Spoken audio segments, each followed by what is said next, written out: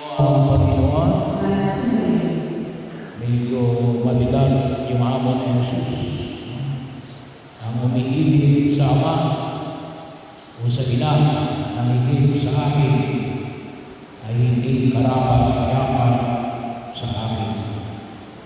At ang umiibig sa anak na lalaki o babae na higit sa akin ay hindi karapat-dapat sa akin.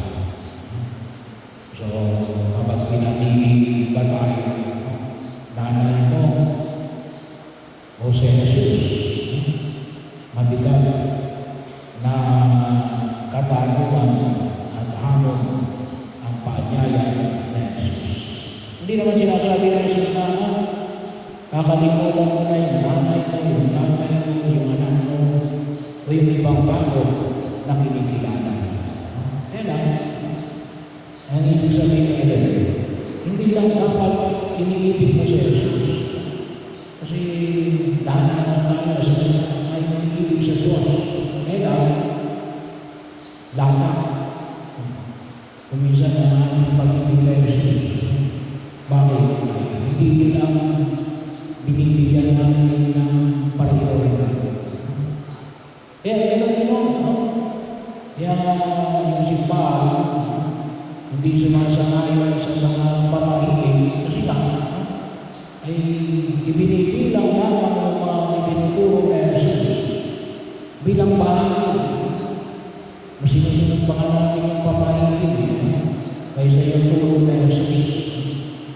Kaya hindi nyo tumatanggap ang simbahan sa mga kundawin natin yung mga mason, Freemason, bakit? Ibinibilang lang sa Jesus sa gitna ng karamihan. Ang kinakailangan na rin, pangunguna ni Jesus. At mahal ko ang pinanganin ko sa atin, kasi kami may natin na pagkakas. Tatlong bagay ang pwede natin magbigay. Una, magpasama ng kanyang Diyos. Tayo may kanya-kanya may kanya-kanya tayong hamon, may nakaka, may kanya-kanya tayong problema. Ba't ba namin pinapasan niya? Yung mga nagmamasahan, yung mga magulang na nagsusumikap, na makalagaan ng kanilang mga anak, ang mga mag-asawa na nanatiling tapat sa gitna ng mabigat na sitwasyon, ang mga tao na nanatiling tapat sa gitna ng korupsyon. Yan ay may mga pasan na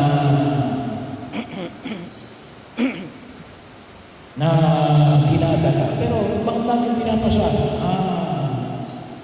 Hindi lamang maging successful. Para ulan, hindi. Gawa. Gawa ni Kristo. Kinakailangan maging maliwanag sa inyo. Ba't mo pinapasan niya? Kasi sabi ni Kristo. Hindi yung ba't mo pinapasan niya? Para yumaman ako. Ay hindi. Dapat maging maliwanag sa atin. At tulad ng pinawamanin ko, yun ay isang pagkilos na ano. Hindi lamang after all, pagkatapos natin gawin yung ginawa ko, gawa ni Kristo. Pero wala naman sa ating kalinaman.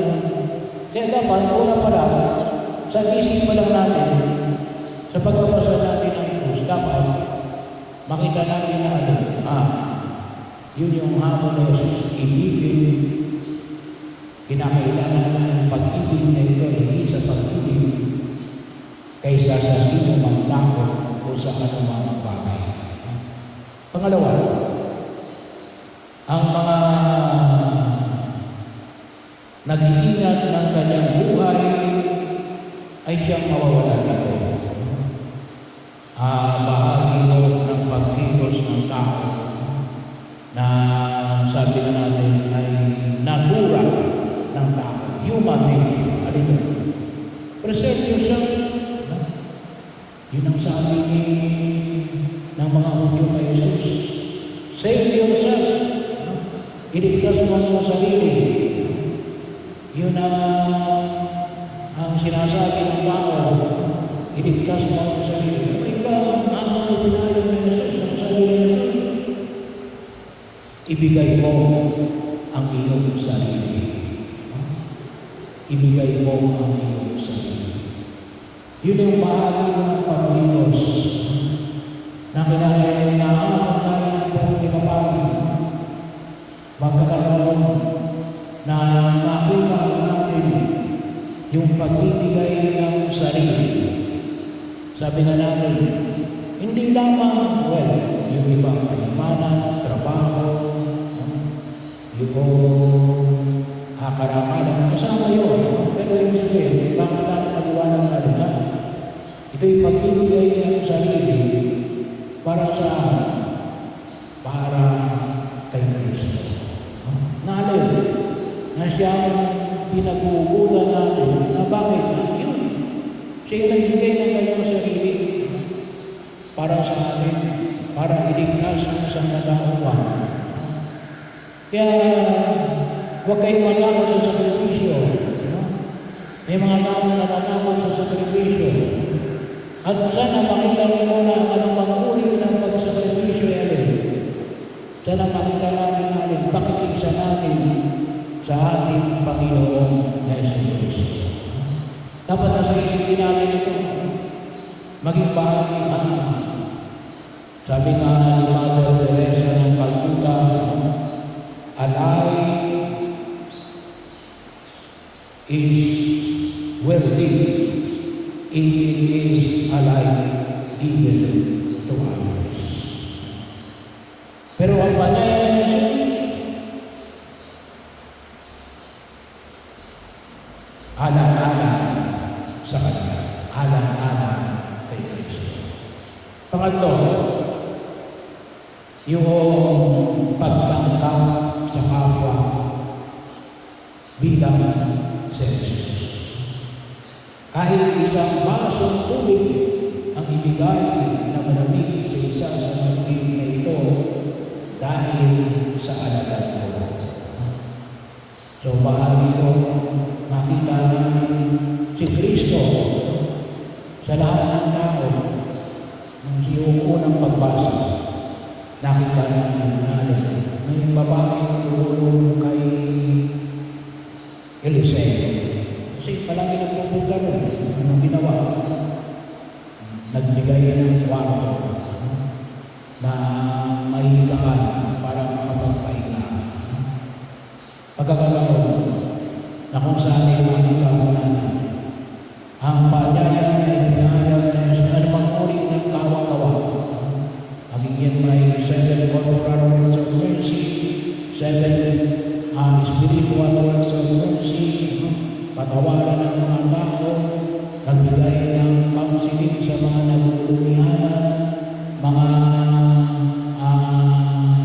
yung pasensya sa mga matatanda, sa mga lolo at lola, sa mga magulang, sa gitna ng kanilang katandaan, maging bahagi ng pagkilos natin na makita natin na kapag ginawa ninyo yan, hindi para palakpakan kayo, hindi para iboto kayo, hindi para kayo ay parangalan ng tao. Pero bakit yung gagawin nyo?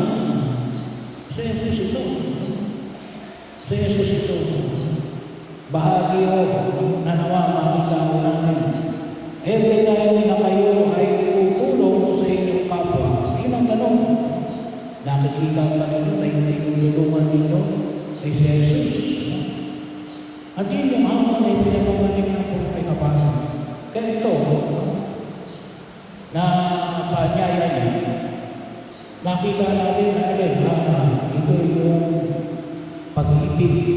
Sabi nga ni San Agustin, nang sabi niya, my heart is restless until it rests. Kapag nagawa namin ito, ay Sinasabi ko sa inyo, makakatagpo kayo ng kaligayahan